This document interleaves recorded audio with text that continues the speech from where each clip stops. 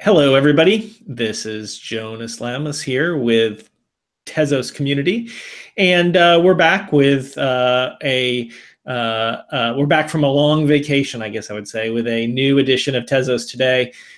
Joining me is Mike Monohan from MyCryptoDelegate. Say hi, Mike. Hello. Thanks for having me again. Glad to be here.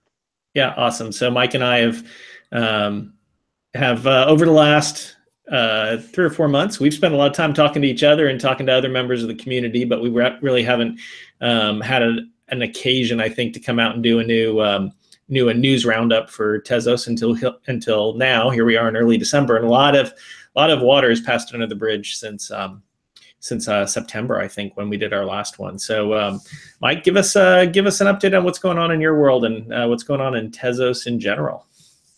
Yeah, so there's definitely been a tremendous amount of news that's happened since late September when we did our last Tezos today. Well, we just want to just get right off and talk about what's been going on.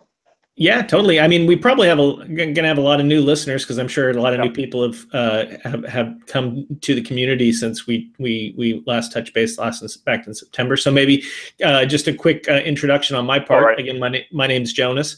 I am the community leader for Tezos.community, which is the unofficial community for Tezos. We have at last check, when I was looking at it the other day, we've had over 36,000 unique visitors from 149 different countries since we launched that back in May, with hundreds of thousands of page views per month now, which is pretty cool. I'm also on Twitter. I use the handle at Tezos Community, so that's nearly 5,000 followers, which I'm pretty excited about. And my job basically for Tezos is just kind of trying to help people find each other, tell their stories, and be a bit of a rabble rouser if necessary. So that's what I'm doing. And Mike, what's up in your world? Yeah, so I'm the founder of MyCryptoDelegate.com, which at some point soon will just be CryptoDelegate.com. So don't be shocked if you see us drop the my at some point. We are a proof of stake delegate. So Tezos works on a delegated proof of stake concept as opposed to proof of work. And so we will run a node for you and help you grow your Tezos so you don't have to do it yourself. And so each Tezos owner has the right to grow their Tezos at a certain percentage that Tezos sets, but they have to run a node, and we can do that for you. And also, aside from that, I'm also very active in the community and run a Twitter handle as well, just at CryptoDelegate, where I talk about my thoughts about Tezos. I retweet a lot of what Jonas does and what various different other members in the community publish. So it's a good way for people to understand what's going on, is to just follow us on Twitter and also on the Riot chat rooms, which we're pretty active in as well. Absolutely, and we'll put I'll put links to all of the various sites and stuff in the notes below the YouTube video that we're recording now. So, Mike, since September, the big issue has been I guess we can call the foundation issue, right? So give us a rundown on what is the foundation issue. Yeah, so it's I'm just going to run through just a quick timeline because it's important to know what happened somewhat chronologically to understand what happened.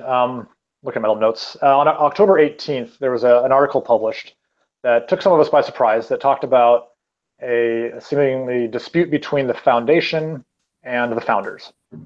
It talked about different sides claiming either lack of action or impropriety or inappropriate behavior. I would encourage people just to read the articles and judge for yourself. But that started this whole, what we kind of call the foundation issue, was when that article came out. The very next day, on the 19th, actually I think the same day, Arthur came out with his article called The Path Forward, which was his response to the Wall Street Journal and the Reuters and the Fortune articles that were all publishing this issue. And that's on the Medium website, so I encourage you to check that out as well. The very next day, Johan Gevers, the lead of the foundation, did an interview with Fi News or Fin News, and basically talking about his side. So we have, in a matter of just a couple of days, a lot of activity going back and forth, talking about who said what and different sides of the story. And we'll put the links for you guys to read yourself, but I highly encourage people to read that. And what that did is it started, go ahead. I know, I was just going to jump in and say that, the fundraiser, the contribution period for Tezos was in early July, as most people know. Some of us were actively following it and getting systems together even before that. Like I mentioned, we launched the Tezos community back in May, and I think we met up on the Slack chat room that was going on even before that in the March-April timeframe. And certainly Arthur and his team have been developing for several years before that. But, I think coming off of the euphoria of the contribution period, I think those of us who are in the community, we were all very excited about what could be done with the war chest that the foundation had raised, and how it could really make sure that we're going to launch a great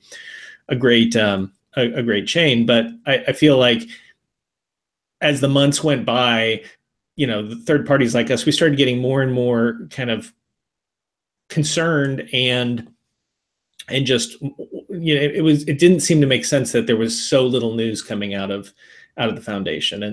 And like you said, when this news broke on October 18th, that was about 3 months later from the fundraiser. I think I was personally really shocked to hear what was going on, but also, I was glad that there was some news, because everything was just too quiet at that point in time. Yeah, I would agree with you. You could definitely kind of smell in the air that there was something that was slowing the process down, but nobody quite knew what it was. So it was definitely a shock, but good to know that the reason why, because we were all a little bit felt like it was a mystery as to why there was a little bit of quiet news coming from both foundation and the rest of the team. One of the good things that came from this news breaking in mid-October, I think, was that that Arthur has now started posting regular developer updates. That's right. And on a weekly basis now, he's posting a YouTube video, giving everybody an update of how the development process is progressing. The one that he posted this week here in early December was great. He had several of the other development team members talking about what they're doing. So from those updates, we can feel the progress moving along on the Alphanet and heading towards the main net, but it still didn't solve the question of what's going on at the foundation. Yeah, that's true. So as time went on, really in the week of October 18th through about the 24th, there were quite a number of articles that were published speculating, making claims on both sides. There was even one that Tim Draper even responded, saying that he didn't believe that the facts were correct in some of these articles. So that really, at least in my mind, helped me to believe that the project was still going, and maybe there's more than meets the eyes than what these articles were publishing.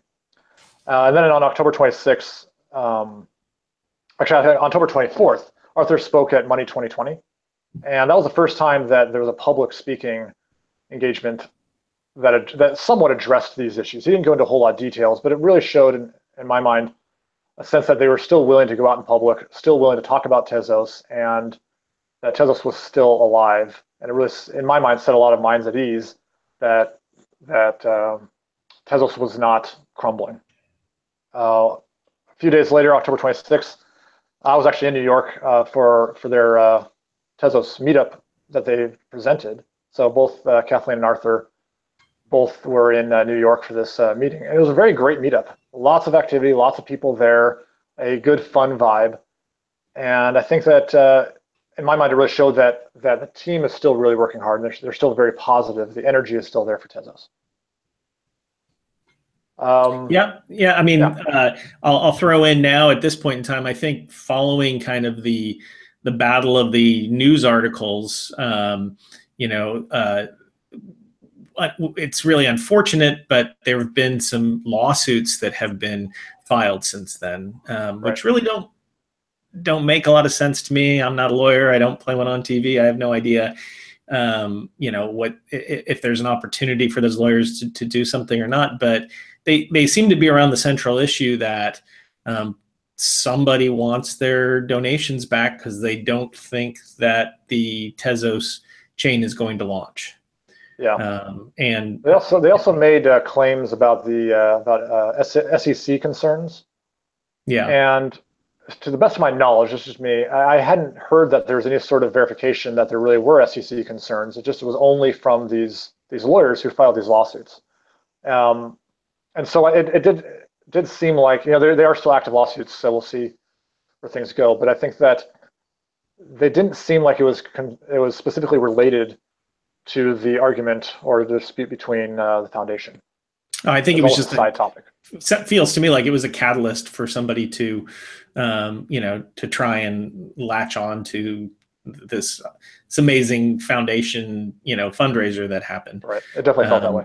Yeah. I mean, at the end of the day, I think the best medicine for those lawsuits is probably that the chain, that the main net launches and tokens are distributed and we all move forward. But what do I know? Yeah. So, as time went on, we got into November and really things started to quiet down a little bit. A lot of the articles have been published. There really wasn't a whole lot of news to talk about. To the best of my knowledge, it sparked a foundation audit.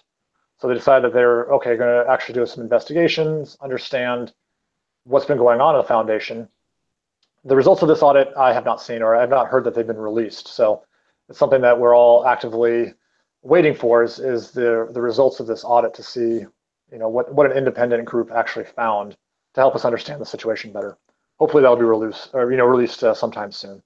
Yeah, I mean, for those who are who wonder why there's a stalemate or not much news coming out of the foundation, the background there is that this foundation, started in order to support the Tezos network, and the fundraiser that happened in July funded the endowment for this Swiss foundation. And the foundation has three board members, all of whom are Swiss people, and it just from what we can gather, there's a disagreement of views on how the foundation should or shouldn't move forward among those folks.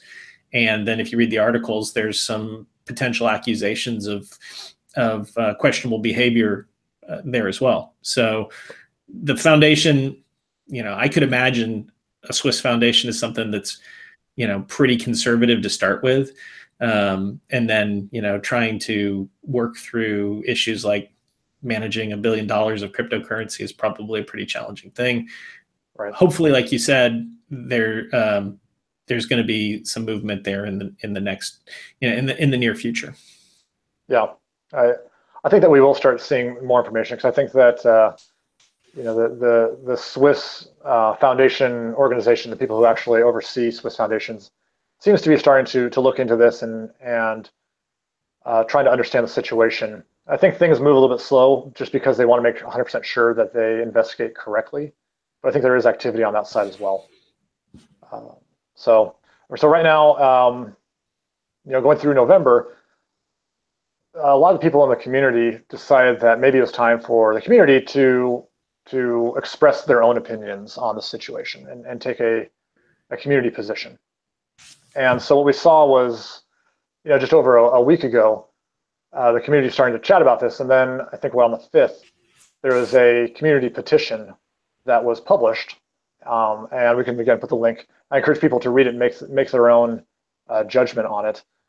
That talks about what we saw from the community as what was going on and questions that we had and potential proposed solutions for it. So there have been quite a number of people who have signed this petition. I think over 1,100 or almost 1,100 people have signed it, just trying to get some sort of resolution to this problem.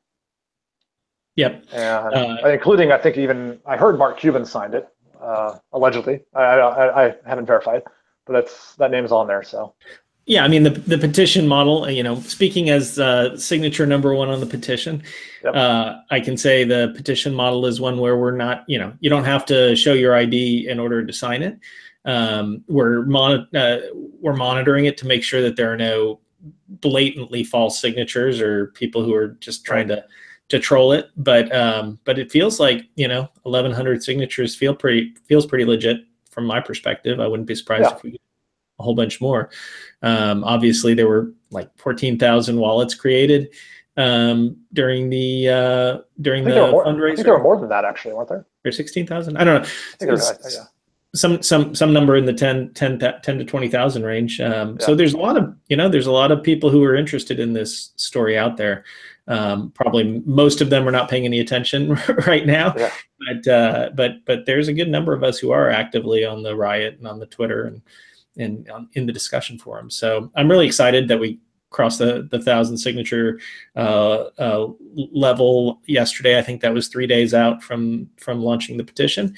And the petition basically is just we're trying to send a wake up call to the foundation, telling them that they haven't been acting in the best interest of moving the Tezos chain forward, and we need them to get on the ball. And there are dozens of interesting developer projects going on in Tezos right now, on top of the Alphanet and elsewhere, like yours and many others. We'll cover off on some of those in the future. There's community projects. There's plenty of happy hours and educational system things that we need to launch. And we know as a community, the foundation needs to back us on these things. We can't pull it off out of our own wallets indefinitely. And also, even more important than that, they need to be actively funding the development of the main blockchain technology. There's a lot of people who are on salary, who are coding every single day, who are trying to launch this as fast as possible. And to the best of my knowledge, that's the purpose of the foundation, is to support the funding of that endeavor. So exactly. So it's a little bit of how the sausage is getting made right now, but the good news is that the Alphanet moves along. Arthur and his team are growing, and there's a lot of great projects that are moving along. Hopefully, the foundation can join us in this project. So I would say since last time we chatted in September, there was a lot of quiet. People didn't really know what was going on. October was a whole lot of FUD. There's a lot of fear, uncertainty, and doubt. Everyone was confused on whether or not Tezos was going down and what's going on. And then November rolled around and things started to calm down. Some uncertainty, but people started to kind of cool off. And then December, strangely enough, the first week of the month, there's been a lot more enthusiasm. I think a lot more excitement. I think that people are starting to really feel that a lot of their fears were unwarranted, and that there's a really good chance and that this will be a very strong success very soon. That's nice. I think that we should. Well, I think we should do is maybe talk about a lot of the questions I get, because there's been so much optimism, is how do people buy Tezos after the ICO but before they launch? I get that question probably once or twice a day. I got it just earlier today as well. Yeah, and it's. I have to admit, I'm actually starting the process myself. I want to buy a couple just so I can learn the process. But so everything I say is hearsay. You contributed to the fundraiser. I contributed, yeah. So I have ICO funds, but trying to buy some on the futures market is something I haven't yet done. But from what I hear, just from what people have told me, you have to already have some form of cryptocurrency, Ether or Bitcoin. If you want to get that, you have to go through a company like Coinbase. So once you have your cryptocurrency, then hit BTC, BTC.com. Seems to be one of the main sources in which people are buying pre-sales Tezos. And I can only suspect that maybe this company bought a considerable number during the ICO, and their business model is to sell them on a pre-sale market before the system actually launches. I don't really know how else that would work, but I've actually had a few people come to me saying that they successfully purchased some pre-sale, pre-launch Tezos on this website. So if anyone has any good experiences or bad experiences, please let us know, because we don't want to be passing any bad information. One thing I would say is be very, very careful buying it from individual private sales. There's a lot of people who are very honest, but there are also a lot of people that are not necessarily honest who might want to try to sell you something that they don't personally own. It's very hard to transfer ownership of cryptocurrency before a blockchain actually launches. Yeah. So I would personally say, if you're going to do it, stick to the official websites like HIT, BTC, HIT BTC. Anything else that you can think of? So from a pricing perspective, as I recall, during the contribution period, at least in the first block during the contribution period, we were getting I think the rate was 6,000 Tezos per Bitcoin. Right. Yeah, it was a 5,000 plus 20%. Yeah, so we'll call it 5,000 or 6,000 Tezos per Bitcoin. If I'm not mistaken, that seemed to come down to about 35 or 40 cents USD at the time. Yeah. But Bitcoin has changed so much that sometimes it's better just to compare, what is the fraction of Bitcoin to see where it's gone. And so do you have numbers on that? Yeah. So if you consider 5,000, if you got in slightly later in the ICO, that would be 0.0002. So for every one Bitcoin, you got 5,000. If you got in early for the 6,000, it's 0.00016666. 17, sorry. Mm-hmm. And so right now, they're going for about 0.0023. So if you got in, that's about a either 15 to 20% increase as compared to Bitcoin. And that for dollar-wise, it's about $3.66. I think it was last time I checked, about an hour ago. Yeah. So it's definitely keeping pace and slightly outpacing Bitcoin, which is really nice. So anyone who contributed, you're doing well. You're doing well compared to if you just held on to your Bitcoin. Yeah. So there's a lot of people grieving about wanting their Bitcoin back, but as of now, if you can believe the prices on HIT BTC, and BitMEX, you're not suffering. Yet. Yeah, you're actually doing a little bit better than if you just held on to Bitcoin in general. I think that's also something really good to think about when it comes to those lawsuits, is that when you're trying to prove any sort of damages, well, really the value has gone up even in comparison to Bitcoin. Now we'll see what happens when it launches, but I don't think that there's a whole lot of loss at this point right now. So yeah, it's one good thing to note. Cool. So let's move on from our foundation woes and talk about some of the cool projects that are going on the Alphanet. Yeah. So one thing, the Alphanet is up and running. I've got a node running on there. It's been very smooth. They did an update, kind of refresh, almost 2 weeks ago, I think. They did their updates. They refreshed everything. Everything was cleared out, and all the nodes started back up again. And so I highly encourage people to check out, if they have any technical expertise, run a node, check it out. It's actually a lot of fun. There are a lot of projects that have either continued to develop or are new since last time we chatted. Some of the wallets that have launched or in development are things like Tezbox, which is very similar to MetaMask, which is a Chrome browser add-on. So you can just add it to your Chrome browser, and it creates a wallet right then and there.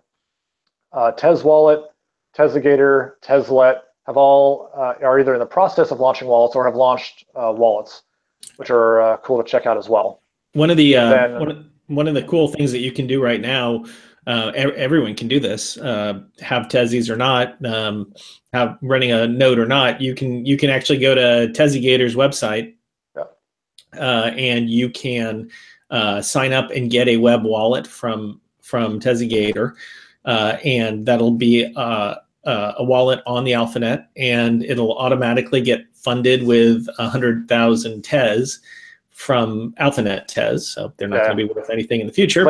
It's like Monopoly Tez. Monopoly Tez. And with those 100,000 Tez, you can start sending them back and forth to other services. Yeah. So for a while there, I was sending 1,000 Tez on the Alphanet to anybody who wanted one. Exactly. If you had an address. So it's pretty cool to see it working. And it's very smooth, very fast. I think from a scalability perspective, we're only seeing the very edges of what's going to be possible. But it's pretty exciting, especially when you think about what's happening with Ethereum and their CryptoKitties bogging down the network right now, and whatnot, and the price of transactions on the Bitcoin network. I'm very optimistic about early signs here on the Alphanet. Yeah, I went on to the Tez box, and you can do the same thing. Every time you add a new account, it automatically gives you 100,000. So I just sat there just clicking the button a bunch of times until I had something like 1.8 million. Made me feel like I was very monopoly rich at the time. So yeah. Also, Tezos is developing their own official wallet as well. I think that was part of the tail end of the update from the team today, talking about how they were going to have their own official wallet. So that's very nice to see wallets happening. I'm sure that there will be more wallets happening in the near future as well. When it comes to blockchain explorers, there are a lot of cool sites that are popping up. We, of course, have OS Tez or Oz Tez. That's the very first explorer. There's some debate as to which one was the very first explorer ever. I think that Fred has been running his since, I think, last year even. I think that he was had been running it since, was it, I think late 2016? I mean, really since the absolute beginning of Tezos time. Yep. And it's a very cool site to go to. Tezos ID and Tezos Chain have made really great websites as well. There's a very nice graphical interfaces, very good sites that I use all the time. So those are great. What else can you think of? Besides tools to move Tez around, explore the blockchain, there are sites to help you learn about Tezos. We have a couple of directory sites. We have Tezos.help, which is a very slick-looking site that has it's basically a directory to all the other pointer to all the other interesting things that are going on. It's also where we're keeping the Tezos community statement and the petition that we discussed earlier today. Tezos.rocks is also a similar type of site that has some great links. We certainly, I would be remiss not to say Tezos.community, where we have our discussion forums. And of course, Reddit is a rich home of discussion forums as well. And then we've got a number of kind of tech projects that are springing up. Yeah, and on these ones, I have to admit, I literally pulled them straight off of Tezos.help, which is testament to show that they have really great listing of these projects. We've got Try Mickelson, Liquidity, Phi, I think it's Phi, not Phi, right? Phi. Lamtez. I know that Chain-O-Matic seems to have popped back in and is working on their own projects as well, so that's worth looking into. On the community side that you mentioned, of course, I would definitely go to Tezos.community and check out the forums. There's always a lot of activity on there. Yeah, one of the things I was going to say is, as we've been doing this statement and petition, we've had folks from all over the world sign it, and we're learning actually about communities that are popping up all over the globe. Korea has a very active community. We've got Japan. We've got statements in German and French, Russian. All these different countries are really interested in building their own community outreach programs as well. And from a personal perspective, I would welcome folks who are wanting to lead community development in those countries to grab one of the subdomains that we have at Tezos.community and use our discussion forum technology that we're already paying for there, and let's see if we can build out multi-language community sites there if you're interested. I think that's a really great idea. Expand Tezos.community into multiple languages, multiple countries, and keep the conversation very local, but also stay as much as possible together. That's a really good idea. I will put a shout out right now to I am looking for some sysadmin help on the Tezos.community side. So if you're interested in volunteering in the Tezos ecosystem and you've got some good skills around domains and hosting and stuff like that, shoot me a note, Jonas at Tezos.community. I'd love to chat with you about what we're up to. Great. So what else we got? We got well, another thing that's been going on is Jill Carlson has been writing a lot of really good Medium articles lately. Like one a day for like a week. It was pretty impressive. So I'll definitely check out if you want to learn more about blockchains, learn more about the whole type of ecosystem. Check out her Twitter account and her Medium blog. I think it's Jill Ruth, at Jill Ruth or _ Jill Ruth. Definitely some good reading there. Then it'll also branch out into other people's Medium's articles that have a lot of really good insight on the blockchain ecosystem. Fair enough. Fair enough. There's so many interesting sites coming up. We have Tezos Tunes that Yep. one of our community members has started writing some house music for the Tezos world. Yeah. Tezos Market Cap, which is a site for exploring the value of the Tezos ecosystem. TezosAgora.com is like a discourse-like discussion forum for folks who have participated in the fundraiser and have a public key that they can share. Yep. And then there's a growing YouTube channel set for folks who are talking about Tezos. Yeah, there's been a few people who on a regular basis are starting to do video blogs about Tezos. Obviously, this one, Tezos Today, which has, what are we on now? 9 or 10?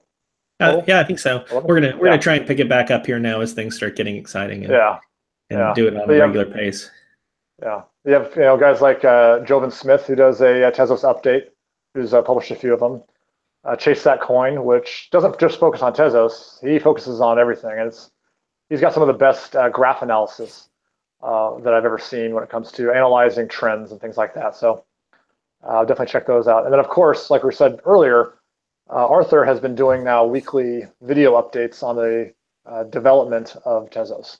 So if you ever want to know what's going on, almost always on Friday, in fact, he even posted one today.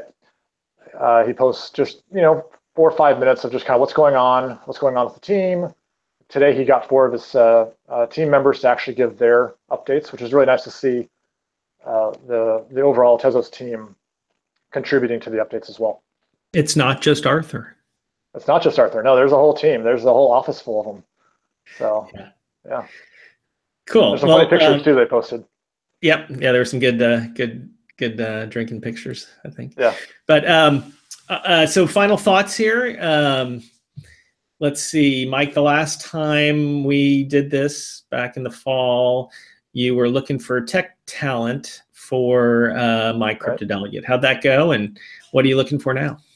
Yeah, I think that we're always open to tech talent. I think we are developing along just fine, but if anyone wants to contact me, for sure. We're also looking for investors. If anyone wants to, come along on this ride that we're on, feel free to contact me. You can find me on just about any social media or contact at MyCryptoDelegate. Just come straight to me, and I'd be happy to talk to anyone, tech, investors, anyone who just wants to talk about Tezos. Awesome. Well, everybody, thanks for listening to us here. It was kind of a mega update on the last 3 or 4 months of Tezos time, but we appreciate you joining us. And like I said, Mike and I are really excited and energized here at the end of the year about what's going to happen in 2018. I personally think 2018 is going to be an amazing year for the crypto community in general, and for the Tezos community in particular. Some great things ahead for us. So everybody have a great holiday month here in December, and we'll probably be back later in this month, or if not, we'll talk to you guys in early January. Yeah. Well, then don't forget to follow Jonas on Twitter at Tezos Community, and me at CryptoDelegate on Twitter. There's a lot of updates every single day as to what's going on. It's a good way to keep updated. No, you know what we need? We need some of that Tezos Tunes bumper music to take us out here. Seriously, get some house music in the background. Yeah, maybe I'll add it in post. We'll see if I can pull that off. That'd be awesome. All right, we'll see you guys. Thanks everybody for joining us. Have a great one.